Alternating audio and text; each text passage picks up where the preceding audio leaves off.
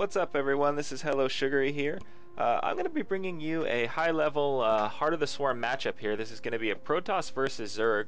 So we have spawning here on, I believe, Newkirk Precinct in the bottom right position. This is our red Protoss player, Hellokitty. A lot of you are probably familiar with him. He has had quite a few replays casted on YouTube by some of the other big casters.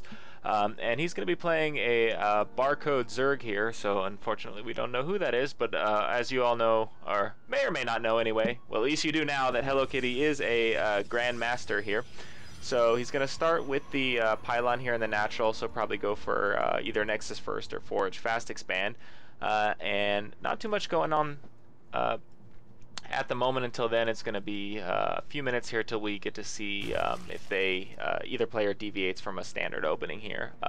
We'll expect probably a 14 pool into a hatch here for the Zerg player, unless he wants to get crazy, and he's already past the 10 pool stage, so we're not going to see any kind of crazy cheese, at least any super early cheese here. So we'll have to wait a minute and see what they decide to do after the hatch and the fast expand here. So let's talk about this map for a minute here. This is quite an interesting map. I really like some of these new ladder maps. They're getting pretty crazy, a little bit more, you know, non-traditional. I feel like a lot of the Wings of Livery maps, at least for the last sort of map pool group, have been following kind of like a standard build, sort of what do you call it?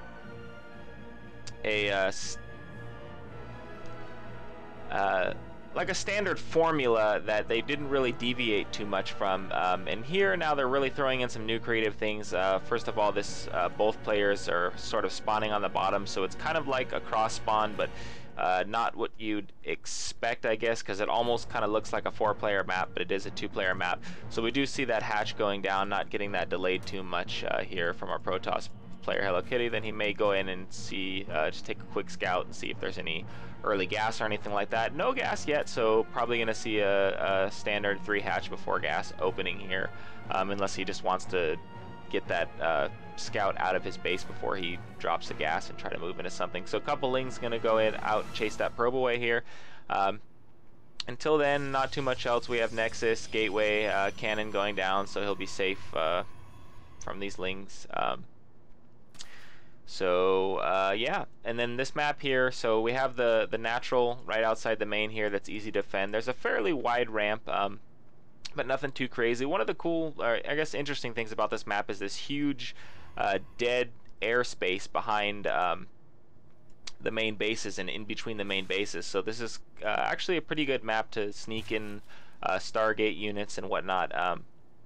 And it's really a great map too for drops, obviously, for like any kind of Terran matchup, or even, you know, maybe some Warp Prism play can kind of get in and out here of the main. So we do see that 3rd hatch going down fairly early, standard timing here, before 30 supply.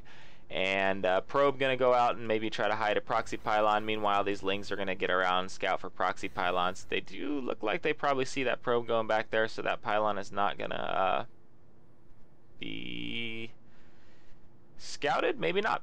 So maybe he will be able to hide a pylon back there. Although, you know, these are high-level players. We expect those Lings to be out scouting for the pylons, but we'll see what goes on. So we do have 2 gas going down for our Protoss player. Those probably went down a little while ago, so nothing crazy here.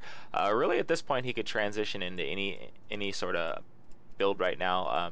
Has not decided to completely wall off here, so that's interesting. Ooh, Twilight Council, so maybe we'll see either just move into Charge Lot Archon eventually, or go for some quick DTs maybe, just to get out there and be annoying and harass a little bit.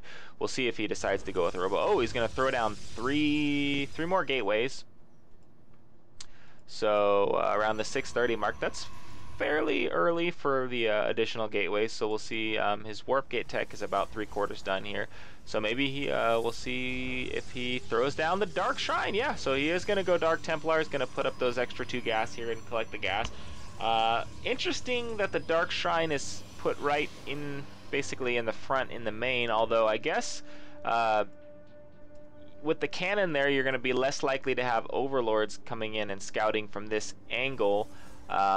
And it's also pretty early. Well, no, I mean, overlord you'd expect to be coming in, but I mean, if you set it back here, it's going to definitely get it scouted by an overlord. So maybe he has feels like he has a better chance of hiding it by putting it right there. But we'll see if he gets any damage done with these DTs. We do not see a lair on the way. Both gas taken in the natural and the roach warren going down. Ooh, there is a spore crawler coming up here. I don't know. I don't think he scouted the Barcode really has no vision of the main, so he's playing completely blind at this point.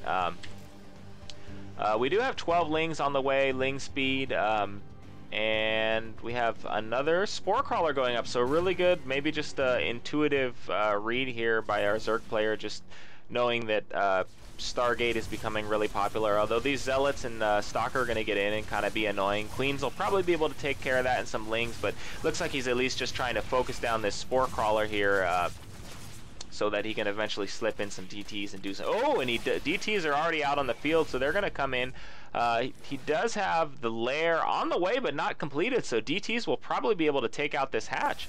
And I don't know if he's going to work on the queens or just focus the hatch down. I guess... yeah, he's gonna try to focus these queens down, I guess, and that'll actually do a good job to help delay the production, although I guess this DT is just kind of hiding back here. I don't know if he's waiting to just try to sneak him in there. Oh, and the spore crawler is gonna come in, so that DT will get spotted. The queen will probably be able to take that out. Oh no, I guess the queen's already pretty low, so queen not being microed there, he's gonna lose that. DT is actually hiding back here in the natural. This DT does get taken out. This guy has already 6 kills, probably mostly Zerglings, but anyway, I feel like these DTs have already pretty much paid for themselves by just keeping the Zerg on the back foot here. Meanwhile, this has allowed Hellokitty here to take his 3rd base, so now we've got 3 base to 3 base. So those DTs really did pay off if he's able to hold this 3rd base here. And we don't see any robo yet, anything like that. He is researching actually blink, so it's an interesting choice. So we're going to see blink stalkers, and we'll see what he decides to do with this. We have +1 weapons here on the way. Oh, I guess, sorry, +2 weapons on the way now already. So, and upgrades for a Zerg player, still no melee, no armor, and I don't even think no, he doesn't even have Evo chambers up, so I think those DTs may have kind of slowed him down, thrown him off guard a little bit here. He does have a few roaches and lings here, but with something like 5, 6, 7 warp gates, mothership core, a bunch of sentries, and blink stalkers, I don't think he's going to be able to do too much damage with this. The wall off is completed here with that zealot, so this looks like this really isn't going to do anything here, so our Protoss is going to be able to safely take a 3rd base. Meanwhile, Zerg player is still on 3 bases and still only mining 2 gas, so we've got another 13 drones coming up into double Evo here. We'll see if he decides to take more. Yeah, he is going to go ahead and take 2 more gases, so Phoenix going to get in, Hallucinated Phoenix get in and get a scout off here. So again, this base also has no Overseer in the vicinity, and Overseer is heading over there now, but there is no spore crawler there, so if he is able to sneak in a couple more DTs, he could potentially delay mining, do some damage over there at that 3rd. But meanwhile, it looks like Hellokitty's content to sit here and basically macro up, get all 3 bases saturated. He's going to chrono out an observer, throw down a bunch more gateways, so we'll see if maybe he decides to, off of this 3 base, just make a big gateway push here. Basically, he does have the robo, so he'll probably get some immortals out once he gets that observer, or transition into the robotics bay. Although at this point, I feel like with just roaches and lings on the field, of course immortals are great, but I feel like already with the gateway units, he probably has enough to take this pretty easily here, considering he did some serious damage. Infestation Pit is coming out, so we'll see if we're going to see either infestors or swarm hosts Hydralisk's out with the, I believe, the speed upgrade, the muscular augments on the way. So, although this push from Hellokitty here is looking pretty scary. Coming into the natural, see if he gets, blinks backwards, some really nice force fields, although the sentries are in the front, so they want to maybe back out a little bit. But really nice force fields here, and time warp going down here, going to slow those units down, and then blinks in, really nice blink with the time warp there.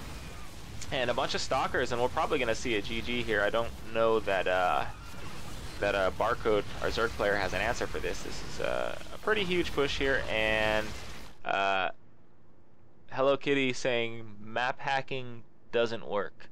Not quite sure what he meant by that. I don't know if he's accusing Barcode of map hacking, but either way, a really nice play from the Protoss player. That DT move really basically put the Zerg on the back foot, had him defending all over the place, and allowed Hellokitty to safely get that third up. And as most of you, if not all of you, know, that a 3-base Protoss versus a 3-base Zerg is never a good thing for the Zerg player. So anyway, really nice matchup there. Thanks for watching, and as always, if you guys have any comments, feedback on the casting or the game, things you'd like to see, things you liked or things you didn't like, feel free to let me know. Also, if you have any replays that any really great games you see that you want to have casted, go ahead and send me a message. I'd be happy to do that. And thanks for watching. Of course, also please subscribe to my channel, leave a comment, thumbs up the video. I appreciate your support. Thanks, and hope to see you guys around again.